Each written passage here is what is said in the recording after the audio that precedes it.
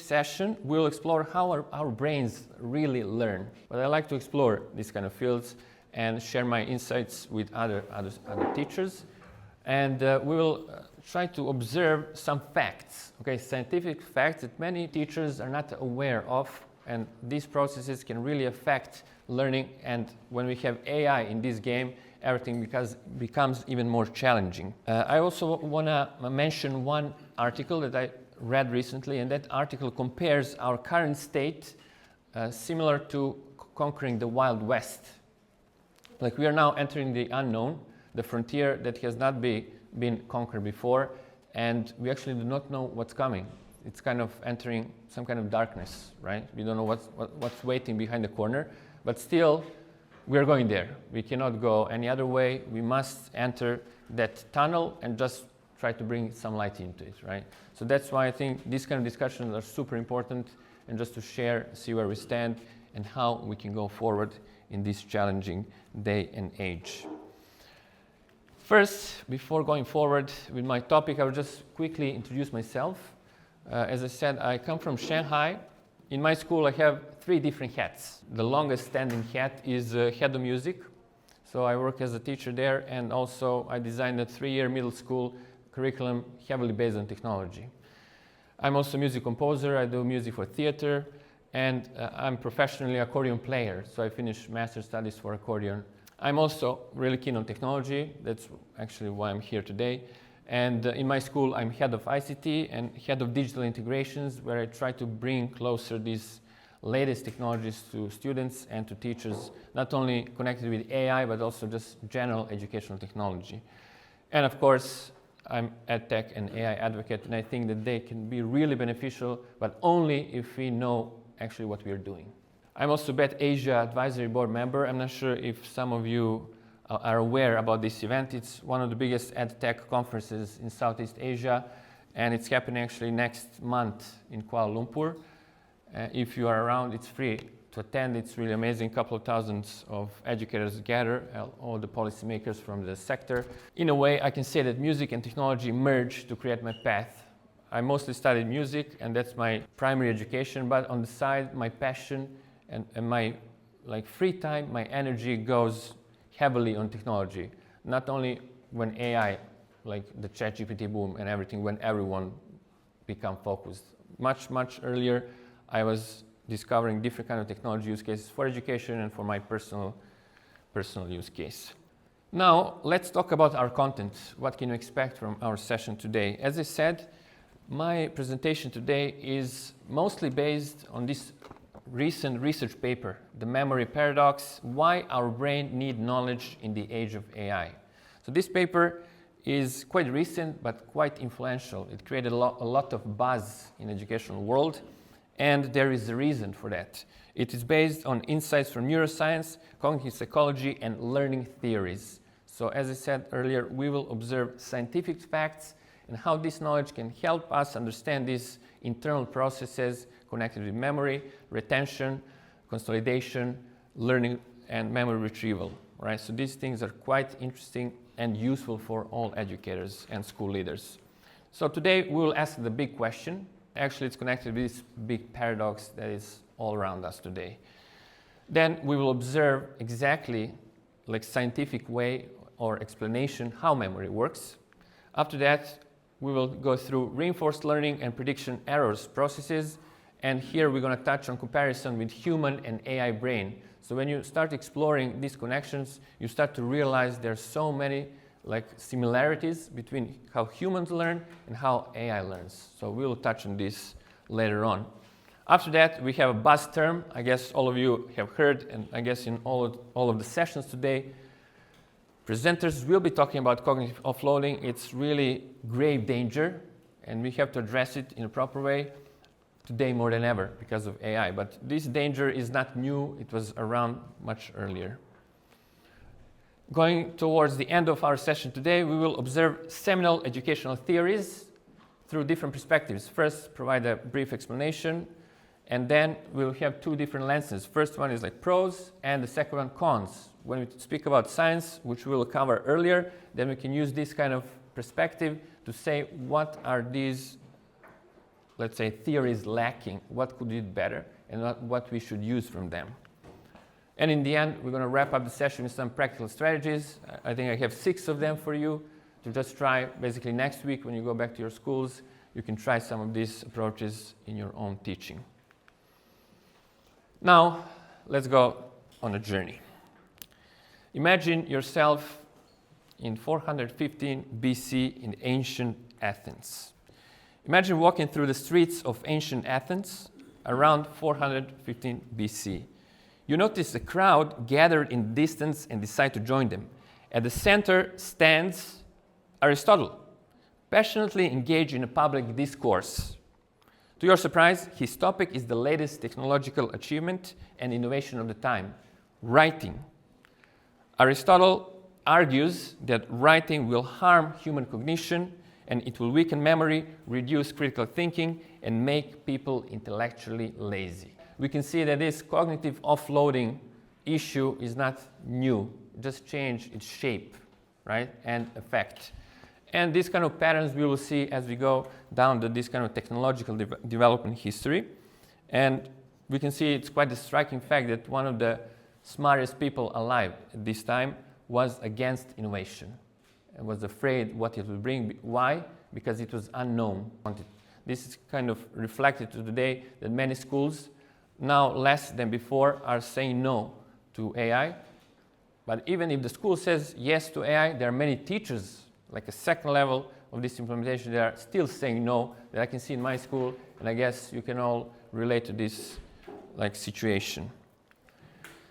This is the question that we will observe after going through the steps through history and observing the other technologies. So we have writing, printing press, calculators, then we have computers, internet, and we come to AI. So all of these technologies have the same revolutionary effect on society, and every time they were introduced, there were some people who were saying, we do not want them, we're not going to use them, they're just going to create some damage to society and our own cognitive muscle, so to say. But in the end, that never happened, and the society just continued to improve, to innovate, and to use this technology in a proper way. Even there's a famous protest by teachers when calculators were around. Math teachers went on the streets. I know there is an article from 1970s. You can see also the images. And they're just putting up the transparents and like some kind of posters. We don't want this. It's going to destroy our students' minds. However, there is a key difference here. If anyone here is familiar with a historian, you will know Harari. You know that in each of his speeches and presentations, he can speak with United Nations, he can speak with some highest level CEOs. He's a really high level figure and a public thinker about AI. And he says, which I completely agree, that AI is totally different than any of these technologies before. And why is that? Because AI is the only technology so far invented by humans that can make decisions on its own, independently from human action. So that is the biggest danger that this technology can bring to us. And his state is that there is a high level of chance that AI will bring a lot of damage to human society. And now I have a question for you. Is memorization important part of the modern curriculum? This is interesting, really interesting. Generally, the sentiment in the room is a yes. However, the research and the data does not state yes. The research and the data historically states no. And we will see why is that the case. Outsourcing memory feels efficient and the right thing to do. So we have Google, we have, even before AI, we had a lot of sources for us to use, external helpers, just to help us going through the task or anything that we are doing, so we do not have to keep it in our own internal memory. So that's kind of right thing to do. However, neuroscience points the opposite.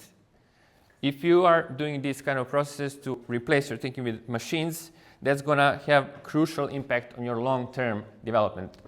When I say let's say you're a student, you're already adults here, and your cognitive development is kind of safe. Kind of, still not completely safe, but if you're a student and you're interacting with these new technologies, then you are quite in danger if you do not know what you're doing. So you need to be really careful. How do you handle these things?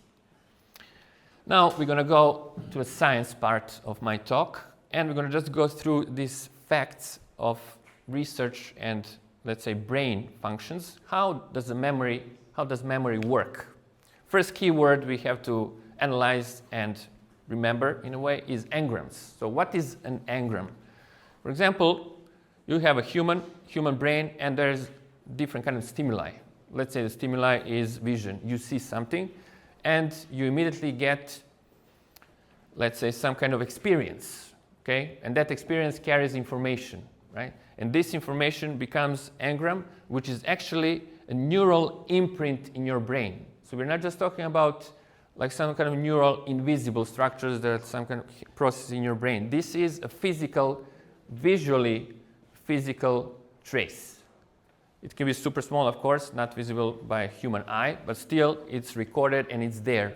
And each stimuli that you are exposed to, you will connect it with an engram, and that engram stays in your brain in physical way, all right?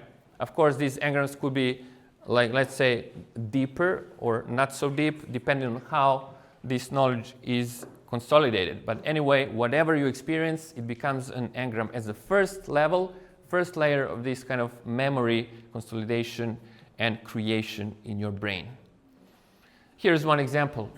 So you see a cute dog, and you can split that experience into engrams. One engram is it has 4 legs, then it barks, and then you can have 5, 10, 15, 24, 55 engrams connected with one, let's say, experience.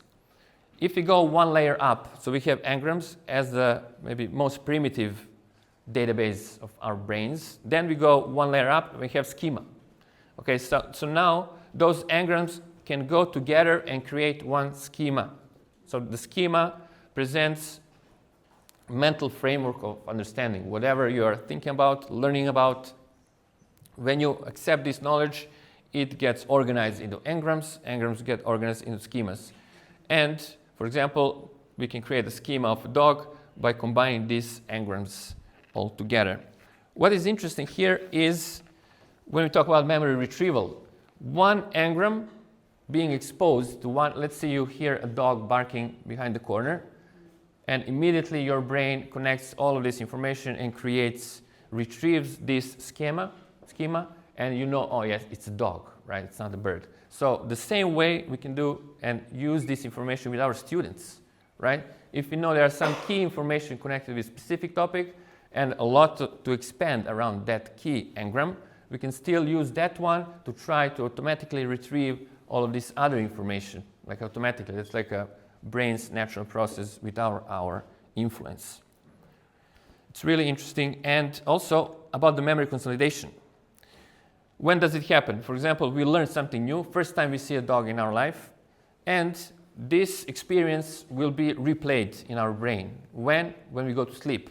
Slow wave sleep is the time when our brain replays, like on a track, your memories, through your experience through the day, and then those experiences are also in different order. On the top goes the most engaging, most impactful, most memorable experience for you, like today's session, for example. You will be dreaming about this tonight and retrieving these memories. And the others just go down the layer, and the other one by hierarchy, and that's how it gets engraved. And then the more days pass, and even this can last for years. You can have consolidation of today's experience 6 months later. You might have some dream, or this can be totally unconscious that you had this, this kind of process. But it's interesting to know also about how these things are happening in our brains. And now, also, what is key here when we speak about our students and how we approach learning with our students, that brief periods of undistracted reflection can support memory retention. This is also scientific fact, and I think that many teachers are not aware of this. This could be just 5 minutes at the end of the lesson when you put everything on the side and you just tell students, now think about your experience during these 45 minutes. Just think about it. You can close your eyes, or you can just think for yourself, and then later they can be sharing, but no any notes, no internet, no AI, just their own cognitive muscle in function. And this can make a huge difference between your students actually memorizing something tomorrow, 1 month, 3 months, 5 years maybe, or just forgetting everything like 2 hours later. right? This can be a big difference on this process and memory retention. Next step, we will talk about declarative and procedural memory. So there are two different ways how you can, let's say, categorize memory. So first one is the more primitive one, declarative, and these are just facts. Capital city of Serbia, Belgrade. Well done, here's an A for you. That's a declarative fact, and it just stays in your brain. However, higher level of memory is a procedural memory. This is when it becomes your second nature. Driving a car, playing piano, playing accordion, right? Doing like 1 hour of yoga practice, right? First time when you go to yoga class, you will have to go through declarative learning because teacher will tell you step by step, and you need to go a couple of times to train yourself to remember like 15 different exercises. But in 3 months, it's going to be a procedural. You're just going to go do it like, like a program, step by step, and it's done. So that's how it actually works. And the key information here that these two processes are super connected. And there's a transfer, as I just explained with the yoga class. The declarative becomes procedural as long as we practice constantly, and it grows with time. And both of these, of course, are involved in learning. So now I want to mention two different, again, strategies or two different cases that are also really important. Spaced learning effect. So this is another scientific-based approach of what is the best way to learn anything. So spaced learning is, for example, you have unit 1, unit 2, unit 3. Each unit is 3 months long, let's say, hypothetically. However, most of us will just have unit 1, do the assessment, finished. Unit 2, assessment, finished. Unit 3, assessment, well done, exam, finish the semester, let's say like this. However, what would be maybe the more difficult and better approach is to have unit 1, let's say 1A, and then unit 2, 2A, and 3A. So you have 3 units in 3 parts at the beginning, and then you space this learning, like chunks of learning happens in different periods of time, and in between you have something different, and that's how your brain will much better react to this kind of new information and internalize these things. Also connected with ENGRAMS, with SCHEMATA, and all of these learning processes in the background. Before I go to this one, I would like to just mention this term, grokking. So maybe you heard about XAI, grok AI, but this is not connected with that actually. So my first impression was is this grok? No, it's not. This is grokking, and it's official scientific term. What does it mean? It's a case of over-learning.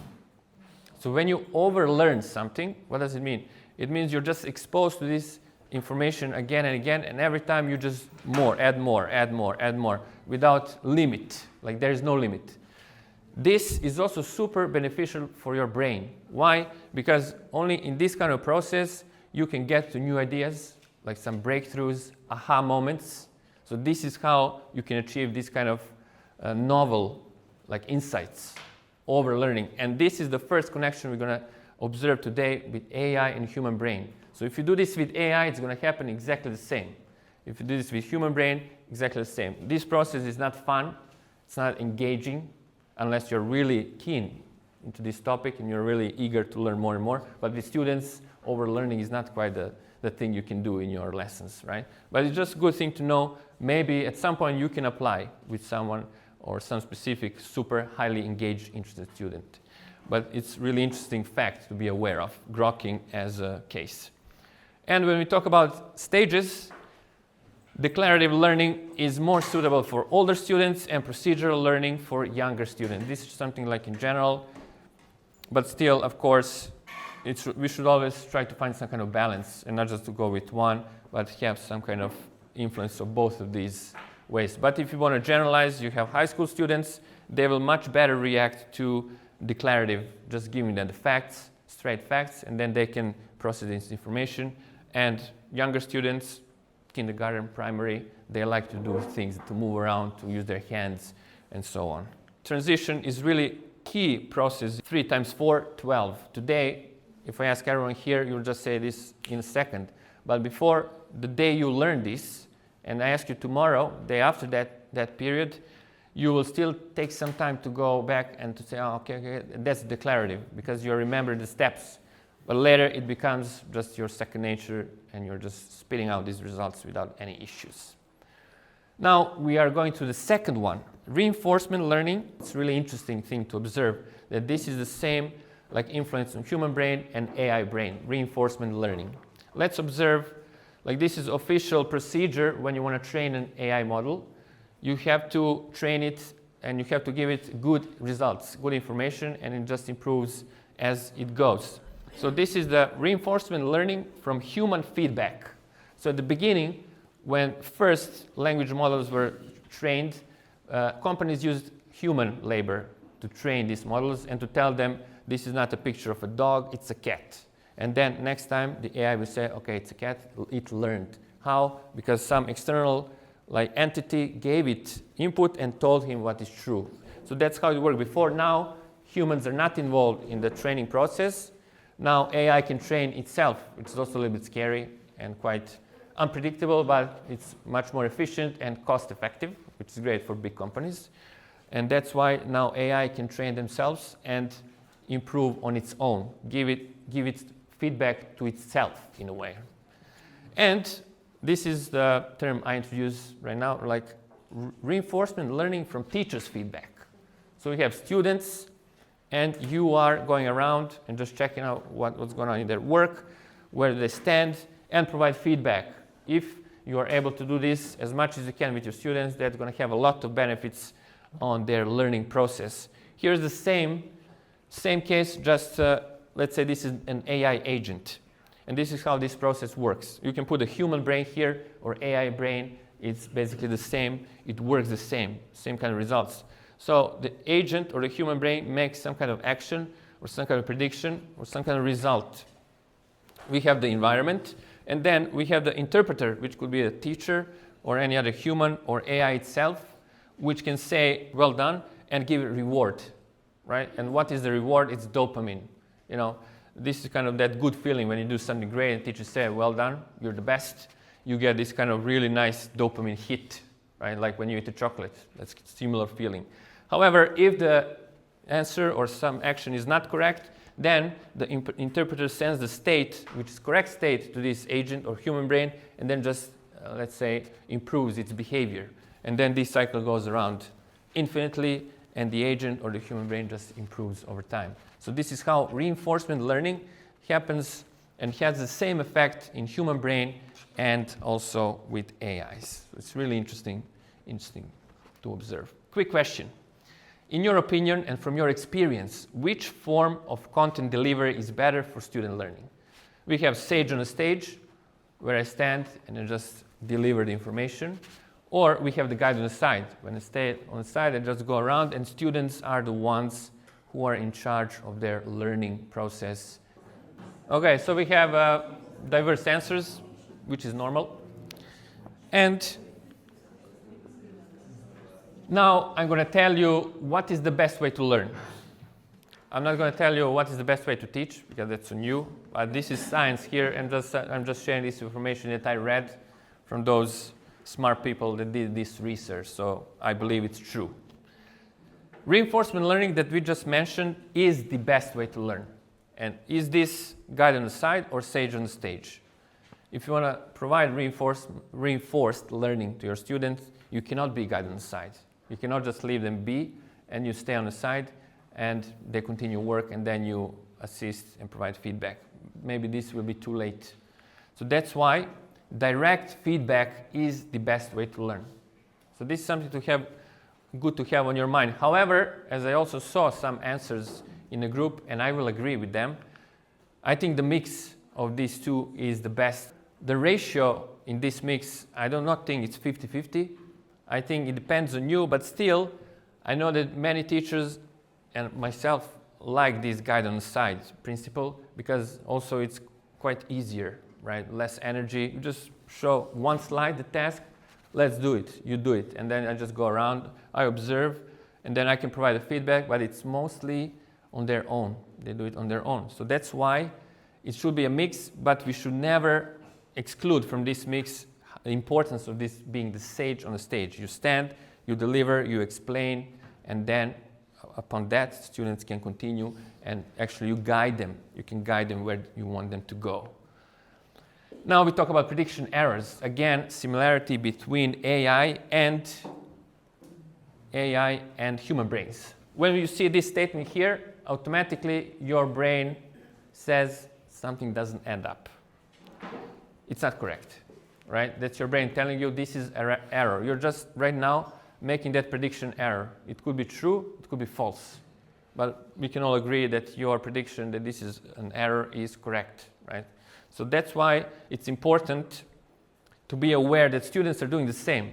But grade 1 students, if you show them this, their brain is not going to react like yours. They're going to start asking questions, maybe say yes, maybe no, 50-50, let me guess, and so on. So that's why this is actually mismatch of expectation versus reality. Some students who are not having this kind of knowledge, they can say yes, and that's not real, that's not reality. You don't know what is the result. However, when our prediction, as I said earlier, is correct, that will cause a dopamine release, so hormone in our brain, which is connected with happiness, right? And you say to a student, oh, great job, that's going to overflow his brain or her brain with dopamine, which is a great thing to do. And that dopamine inflow also solidifies learning. So it's all kind of a good mix. If right now I ask you the same statement question and you did not know this, you could also go to Google and ask, right, 4 times 10, and Google will tell you, right? But still, you will have to spend more time, and sometimes you might have to use this information much faster, and you will not have internet or anything else, and you depend on these external sources. This is just a small scale example. You can enlarge it as you wish, but still, this is the key observation here, that internal knowledge depends, the prediction errors depends heavily on internal knowledge. Google cannot predict errors for us. That's why it's important to be safe. And Kahoot and Vagrant, formerly quizzes, these tools are really useful for this kind of approach and scientific-based learning. Why? Because they can do these quizzes and flashcards. Pretty quickly, students can practice these predicting errors. And if they are correct, it's also connected with reinforced learning. So they are correct, they just get that boost. And that's really good to be used. Kahoot, Vagrant, or any other like quiz-like assessment tool. It's really beneficial. And now we continue to create those memory structures in our brain. We spoke about engrams, we spoke about schema. The next layer in this kind of hierarchical structure of our brain memory and learning is schemata. So this is when you combine multiple schemas into, let's say, one layer or one network of meaning. Let's say we can say these are some kind of internal maps, like your internal GPS that you can use to navigate knowledge around you. But the key word is internal, right? If your internal GPS is weak and you don't have good connection with your schemas and engrams, this is not solidified, then you're just totally dependent on the machine, and the Wi-Fi goes down, you're just done. You don't have any options, right? So that's why this is super important to be aware of. And also here, that retrieval practices work the same. So if you have one cue of some schema or one engram can retrieve the whole networks of information, right? One dog bark can retrieve the full experience that you had when you were 5 years old, right? And you had some really nice experience with your family going some, you know, that can go super large like a network. But this is also important to be aware of how it works actually in our brain. And interleaved practice is another scenario and good like a procedure for you to take away from today is just mixing different but related topics or skills during learning. This can strengthen long-term retention. Why? Because context, in my own curriculum, for example, the context is the king. For example, we are learning in grade 8, we are learning about classical modern music, totally unlogical sounding music. But we just go through this information, and then we have to go outside of this scope and ask why. Why is this like that? And then you see wars, you see the problems, you see the revolutions, you see unrest in society. And that's why these kind of things can solidify this. So tomorrow students can see some like event on TV, on internet about World War I, and they can relate this with jazz music, they can relate with modern music, and that's how their brain connects this into really strong schemata. And again, the key word is internal. So nothing external, not everything is on Google, but that doesn't mean anything basically for our own development. And of course, cross-curricular focus is always a great thing. If you can merge different subjects around some similar topics, you never know when your student goes outside what's going to be the cue to retrieve that. Anything can be the cue. The wider the range of cues, the better chances for the memory retention and retrieval, of course. And this is also an interesting fact. The 85% rule, the zone of proximal development. You give your students an assessment and the score is 100%. You should not be happy about that. No one should be happy celebrating that. That is not success. Success is something much more difficult than this 100% from all the students in the class. And it is 85% average correctness rate. Why? Because that is the zone of proximal development. That is that challenge that students will be like pushed, challenged to try to achieve more, but still kind of difficult. It's not so easy. So that's why when you have 85%, you can say, oh, I'm doing good work with these students, and they are on a good way to like develop their own cognitive layers. Of course, if it's lower, that's not, again, good case, right? So 85% is a really interesting number to pay attention to. And now we go to the buzz term, cognitive offloading. Many people are talking about it, including myself. And again, internal GPS, right? Just, we are not talking about roads, we're talking about roads of knowledge, roads of your internal intellect and IQ in a way. So these are all the bad things that can happen if young mind gets access to AI without any understanding and guidance that should come from us. All these things have reliance, brain processes info, old info as new. What does this mean? We have a task and student has to complete this task which has different levels. And first levels are some basic information, basic engrams. But these engrams are not engraved in the student's mind. So what does this mean? This means that the student has to go online to Google, and every time it is that same information, that process happens again and again, and this is actually tiring our brain and making it exhausted. It's not so difficult for the brain to accept this information, but if we do not ask of that, we're just going to repeat this process and just have no results in that way. Illusion of knowledge. So today we can all say we know everything about everything because we can open Google, or now even chatbots can tell us everything, which is questionable if it's correct. But let's say they know everything, but this is not actually your knowledge, right? This is just external source that you can use or you may not use. What is the pointer of your knowledge is, again, what's inside your mind, what you're ready to retrieve at the spot when someone asking you about it, right? So that is the key difference. And if you're going down the path just being dependent on that, let's say, internal or external GPS, you're just going to have broken or non-existent schemata. So it doesn't exist, there are no any consolidation, there are no any connections, those neurons are not firing, and there are no any result. You're going to be dependent on that GPS as long as you are around, and when it goes down, you go down together with it in a metaphorical way. And this is some kind of conclusion on this slide. Effective education should balance the use of external tools with opportunities for students to internalize knowledge and develop rich, interconnected schematas. So we are not saying no to technology, we embrace it, but we are super careful and we are aware of the science behind, biological science, neurological science behind our brains, what is beneficial for it and what is not. Now we're going to observe two different cases. This is mid-20th century classroom. What was the, let's say, regular approach, general, now we are generalizing things, general approach in mid-20th century classroom, drill and kill. So repetition, drill, frequent testing of factual knowledge. And later, what happened, and today, late 20th century, we have critical thinking skills. Okay, focusing on critical thinking. And we're also going away from memorization with the mantra, you can always look it up. That is quite true, right? But is this the best thing to do? Probably not. And all the things that I said so far should shed some light on why that is not the case. Also, there is one really interesting article. I have that article today with me. And it's called, You Can Always Look It Up. Or Can You? This article was published in 2000, year 2000, so 25 years ago, even before any kind of mention of AI in mainstream was around, even before iPhone, right? So it's quite early stage.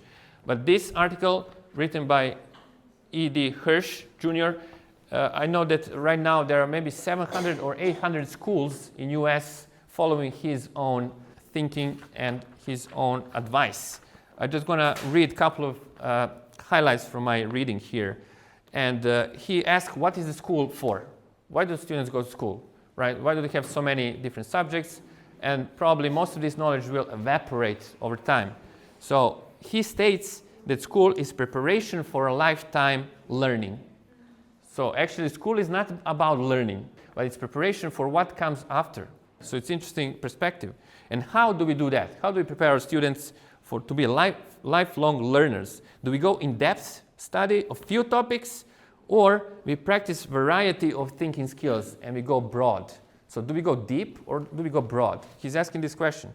And also, de-emphasizing factual knowledge actually disables children from looking things up effectively. So let's say we have a lesson about Industrial Revolution, and the students did not learn anything about it before. They do not know anything about Industrial Revolution. And you tell them, okay, our lesson today will be a research, and then you should find out some information. Here are some websites, go online. You have 30 minutes, and afterwards we'll be sharing our findings. So this will be a super ineffective way for you to conduct this lesson. Why?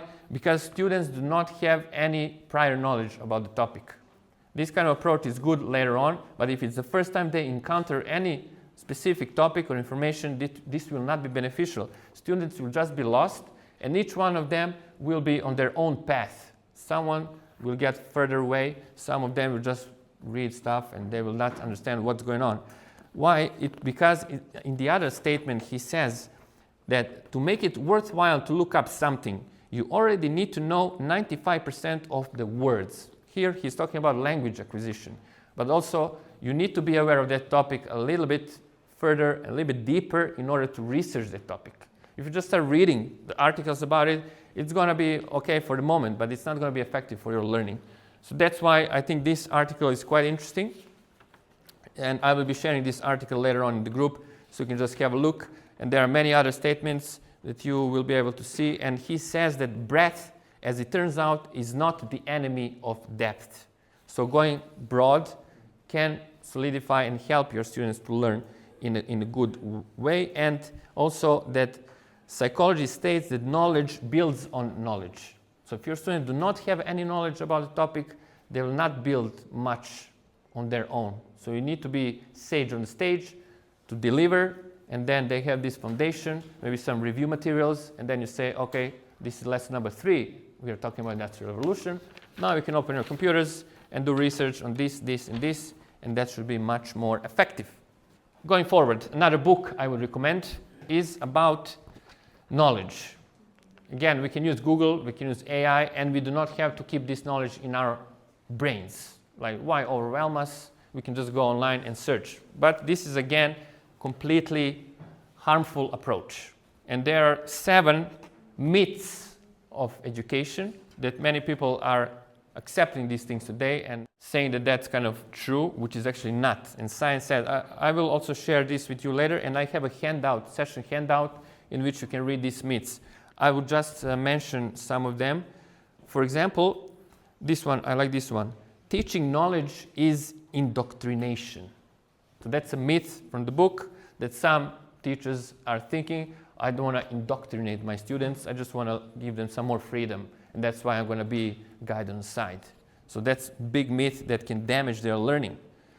And then, for example, number 4 is you can always look it up, the name of this article. So that's a big myth. You can, but you should not. So that's the big answer to this myth. And number 2, one more. Teacher-led instruction is passive. So this is a myth, right? If you know all the things that I said so far about the science and everything that's happening in your brain from this perspective, your instruction is super active influence on your students' learning. So that's why I think it's an interesting book. If you have time or resources, you can read it, or I will provide a quick summary in my handout for you. If we go forward, we talk about some trends. So here on the right side, you cannot read it that well, but I will tell you. The yellow one is conceptual understanding. So these are the key terms that people search on regarding the education. People search online and use the terms. So conceptual understanding, this is the time when calculators get in the game, 1970s. You can see conceptual understanding goes to the roof. However, rote, R-O-T-E, rote learning or memorization goes pretty low, lower stage there. So we can see some kind of trends that can tell us many different things. And that's going to be connected with the FLYNN effect that I will tell you more about in the next slide. But now, just a little bit more of these shortcuts and let's say dangers of cognitive offloading. Taking shortcut from declarative to procedural knowledge. Procedural thinking may never occur if you are offloading your thinking and just using machines to replace you. If student isn't familiar with basics and can recall them quickly, this is the key, quickly, she cannot work on high-level problems. Again, we will have to repeat the same search for information again and again and again, tire our brains, and nothing will internalize and procedural. Many things will not happen as they should naturally. With external shortcuts, student is stuck on basics. So every time you start to create this puzzle from the first piece. Every time you do any topic that you did before, you will still start from scratch, from zero, because you don't have anything internalized and you cannot recall by some cues your existing schemas or schematas. And by relying on external knowledge, we risk obtaining shallow competency. Again, this is just illusion of knowledge, and many people think today that just with AIs they can be programmers, they can be managers, they can be everything because they can ask this question. But in general, this is a huge illusion we have to be aware of and afraid of in a way. And this is the previous image connected with FLYNN effect. I'm not sure if you are aware of the FLYNN effect study. It said that global IQ trends from the beginning of 19th century going to late 20th century started to rise, right? However, from the moment that we had calculators in the game and then all the other technologies, computers, internet, and everything else, IQ only in developing countries start to decline, all right? In undeveloped countries, IQ is still safe. But in developed countries, you have all access to all resources. Use them as an external source of information, and you do not internalize knowledge. And what happens? You become more dumb. To put it plainly, you become dumber, right? That's the result. And this is the danger. Right now, our students are in this kind of critical stage. Their minds are still shaping, their brains are young, and they have to internalize this knowledge if they want to become confident adults, you know, and proper experts, not just illusional and false. If we want to preserve the cognitive gains, we should not abandon the memory muscles. So even in today's classroom, we should focus on memorization, repetition, internal recall, like this old school style. Mid-20th century style will be beneficial for our students. It may even be refreshing. Why? We're going to put everything away, and they're just going to be with themselves for a little while, right? So it's going to be an interesting experiment for you to try, and also beneficial as we saw earlier. Going towards to the end of our session, we have to observe, I'm just going to go quickly through these three seminal educational theories. First one is Bloom's taxonomy. Everyone knows this one. Everyone probably tried to use it or use some aspects of it. However, it's not perfect. Especially today, we can see what are the lacks. So these are the red are all the lacks. Lacks focus on how learning happens, skipping levels too quickly, focus on classification, can distract teaching strategies. And there are some people stating, and I might agree, that we should take an upside down approach. So we start with evaluation. You get a result from chatbot, you evaluate, and then you can synthesize, analyze, and then gain knowledge at the end. But still knowledge is around, knowledge is important. You cannot externalize this process. So this can be an interesting approach for you also to experiment with. This is the second one. This is Dewey, John Dewey, experiential learning. This is more like a guide on the side style. You can see a quick overview. These are some benefits, and we have some flaws. Overemphasis on discovery without guidance can hinder novice learners. As I said, if you don't have foundational knowledge about the topic, your self-guided learning will just not have any results. That's why this theory has that big flaw. Cognitive science shows that unstructured experience don't reliably lead to deep learning. So if you just give them freedom, everyone's going to take their own path, and you're not exactly sure what will the results be. The third one, so this one is Montessori. Again, big one. There are a lot of schools around China using this principle. However, it's not perfect, and we can see the lacking part. You can read this part, but I'm going to focus on the flaws. So lacks emphasis on structured instruction. So there is no structured instruction and cumulative knowledge. Science of learning shows novice learners benefit more from explicit, sage on the stage, guidance than self-exploration, guidance side. So this is again some kind of critique of this practice, but still, again, there are some really good parts that we should be aware of and use them. And that is basically how we go forward. Thinking forward, just see what works the best. But again, how are you going to know what works? You look at the science. You read this paper, or you take out this handout from my presentation, and you're just confident that what you're doing actually makes sense. In this kind of biological way makes sense. We're going to finalize with these strategies that you can take from today. What are the evidence-based practices for educators to use based on the science and all these things that I spoke about: memory retrieval, consolidation, and proper learning and retaining, creating engrams, schemas, schematas, and all grows like a nice tree in their brains. So retrieval every lesson, no notes. So this is the rote memorization, or just making them push their cognitive muscle as much as they can, of course, if they were focused, to retrieve what happened in the last 50 minutes and then try to say it or try to write it down without external tools. Okay. Second one, we already mentioned, spaced and interleaved quizzes. If you have quiz a couple of times per week, that's going to be great for those prediction errors, dopamine hits, and solidifying learning. That's an amazing tool. Kahoot quizzes or Wayground, so to say, it's a good thing to have. Start with end on students' minds. So give them the solution that you completed or you found online, so they can know what's the end, where they're going, what's the goal, right? There's no kind of loose path. This is where you're going, and everyone should go there. Go there, amazing, you get great results. 85% challenge. Try to target this when you have some quiz that you can actually get results from. You use quizzes or Kahoot. See if you can target this milestone, and that's going to be the best for their learning. That's how you know you're pushing them, not too much. They're gaining knowledge, they're still challenged, and this is all beneficial for their brain. No AI first pass. AI can be just for hints and checks, so this is obvious. They should not be using AI just to spit out the solution. But these things are happening. If you're not aware, they're happening all around all the time, right? Even adults do this, not only students. And the last one, manual practice blocks. Mental math, recall, recitation. So these two can be, in a way, connected together. But manual things like analog, not digital, but analog practices are super beneficial for our primal brains. Our brains are still like the way they've been for millions of years. Nothing much changed there. So these influences are not going to change our brain.